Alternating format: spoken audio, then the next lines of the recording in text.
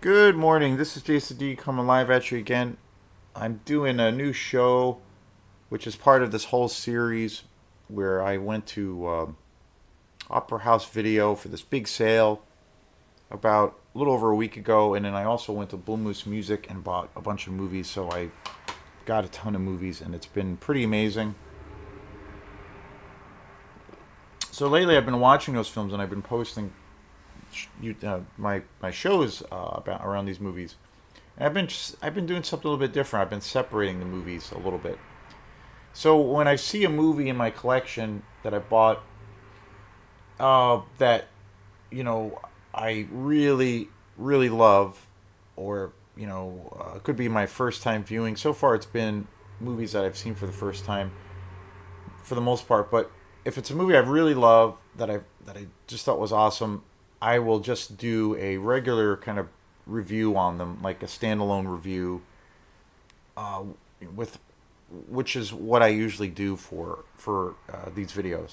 And if the movies that if I come across a movie, or the movies that I watch that are part of this haul, that are movies that I'm not really, I don't know, I thought they were okay, I might not even have liked them, or I think they have a lot of issue, or I have a lot of issues with them, I will put them under the banner of basically movie hall number two, and I'm labeling them by numbers for the movies that I wasn't necessarily thrilled about, or that I had certain issues around.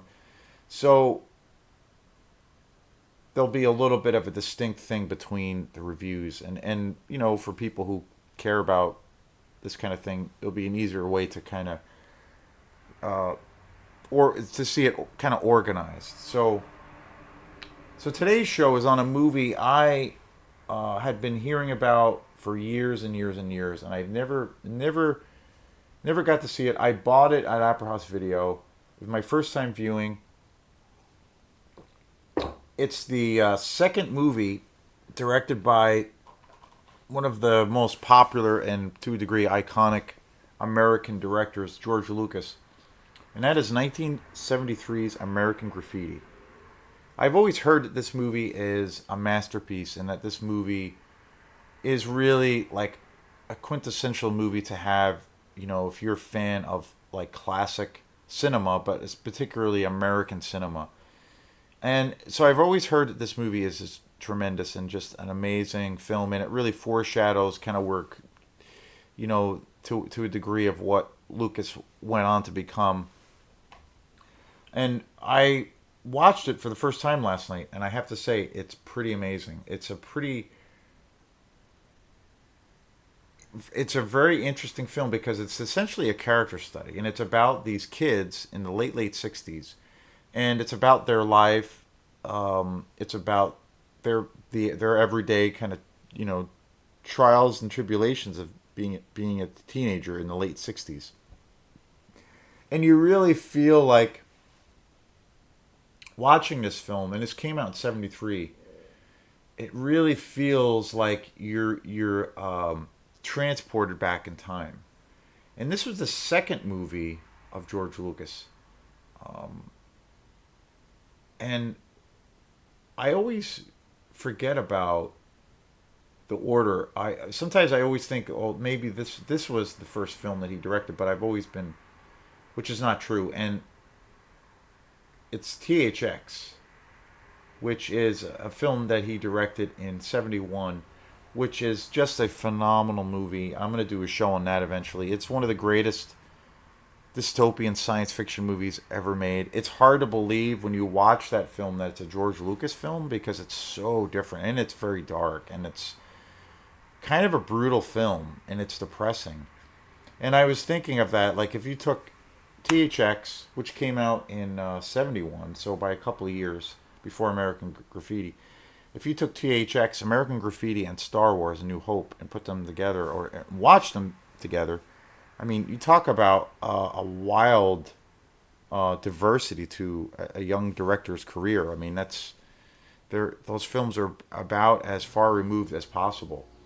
But getting back to American Graffiti, I picked this up at Opera House, and it's a DVD, but it's a beautiful edition. I mean, the package is awesome. It's got tons of It's a special edition, collector's edition of this film. There's tons of special features on here, which I haven't even started yet. And it's a really good, it's a really good DVD version of the film. It's a real high end DVD. I've never seen this film. I got it for like $2. Um, so I watched this last night for the first time, and I was really taken aback by what a well crafted crafted film this is. The cinematography is just gorgeous. The cast is amazing. You have Richard Dreyfuss, you have Harrison Ford, a whole slew of other actors that are so incredibly young in this movie, but you really see that they already had so much power, in their ability as actors. The music for this film is just incredible. I love the music from like the 50s and the 60s, late 60s. Stuff coming out of the crooner decade and the early stages, the early groups that were playing American rock and roll. The music in this film is just amazing. I that probably The music is probably my favorite aspect of this film. The writing is so great. George Lucas co-wrote this film. He also worked with. He went to school famously. It's a very well reported story of his origins, where he went to school in California with Francis Ford Coppola, and Francis Ford Coppola and John Milius, who was also a director, who was the writer of Apocalypse Now, and he also directed the Conan the Barbarian movies. The three of them worked together extensively, and George Lucas and Francis Ford Coppola started his own independent film company, Zoetrope, and George Lucas, John Milius, and Francis Ford Coppola are kind of like the first, to a degree, like some of the first kind of like maverick filmmakers out there, and especially when it comes to the world of independent filmmaking. I mean, these guys were making indie films, in the early 70s. And, creatively taking chances. I think, when you look at THX for George Lucas, I mean, that is not a commercial movie. And some of the early work of Coppola also, not commercial. But these guys were fierce filmmakers, and these first couple of movies were launched through this Zoetrope company, and it's really interesting. But this movie, American Graffiti, the writing is so great, and it's interesting too because the movie isn't really about, say, one particular situation. It's basically kind of a melodrama, and it's centered on these kids, and it's like a coming of age story. It's like the quintessential coming of age story of these kids. And again, it this film acts like a almost like a you feel like you're in a time machine, because I felt like, and again, this was my first time watching this film, but it felt like you are really being transported to like 1967, 1968, and what life was like then, and the level of detail, as far as you know how they made this film is just so um, beautiful, and there's so much color, there's so much life. It's just so rich, and there's so many great characters on the screen, and I feel like there's this great balance of, even in the case of, you're not having to know the entire history of these characters. You're getting just enough information to where you just care about everyone you see on the screen. That's one thing I found watching this movie was within just the first few minutes of the film, I cared about everyone and everything that I was seeing on the screen. The dialogue too is so great because it has kind of a rapid pace. So, and essentially at the end of the day, this movie is just a group of people talking, but it's so well crafted, and it's testimony to such great writing that it's exciting. There's no alien invasions. There's nobody being murdered in this film. There's no action. It's just really a fine-tuned character study and a period piece, and a coming of age story. And it's super entertaining, and you just like really love everyone. At least I did. You just really love everyone that you're seeing on the big screen, and all of these new characters along the way that you're introduced to. You just care about them, and it basically is about their everyday life and where they, as kids, where they feel that they want to be, and kind of these different paths that some of the kids get on or get involved in, and who and kind of what happens to their lives, and that life is not always, you know, life is gonna be different. Life deals different cards to everyone, so it's a very interesting kind of study of that. But yet again, it's very very well done. The cinematography for this film is pretty amazing.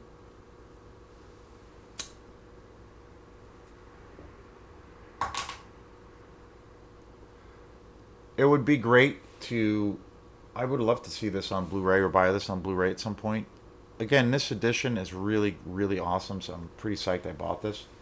But if I came across this on Blu-ray, I would definitely buy it. I think it's so well done, and it's you know, I think it's definitely like I had said in the beginning of the show. I had heard about this film for a long time, and for I don't know what, just various reasons, I just never got around to seeing it.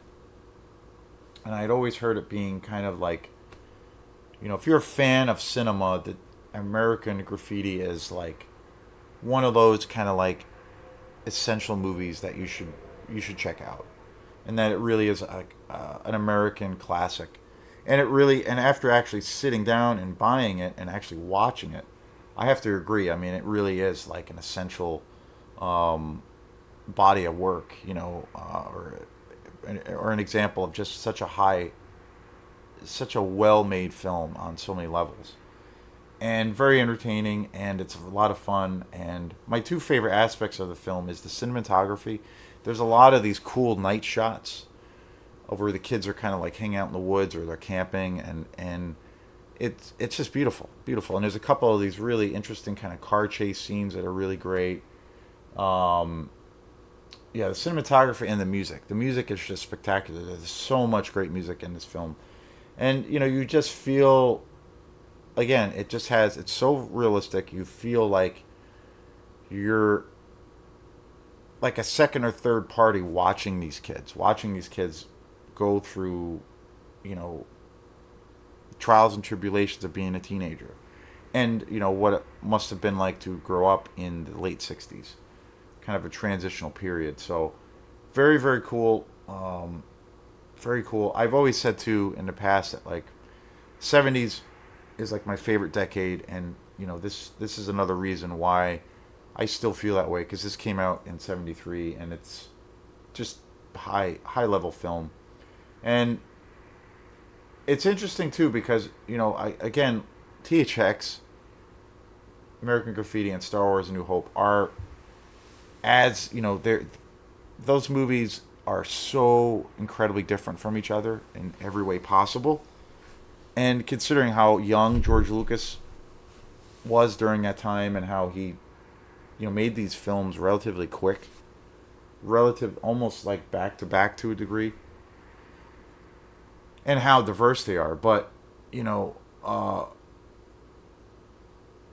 and I just think it's like testimony to how during that time, during the '70s, how incredible he was, um, as a director and as a storyteller. I mean, one of the greats, and how diverse it is, how diverse his career was, especially during the early period.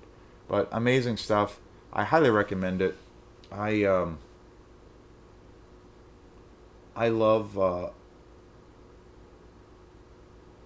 Francis Ford Coppola. I'm a huge fan of his. I also am a huge fan of John Milas, and so it's really interesting to see what these guys were able to do. With being that they were kind of fierce independent filmmakers. So very very cool, and please check it out if you get a chance. So this is Jason Dean, and we will see you next time. Peace.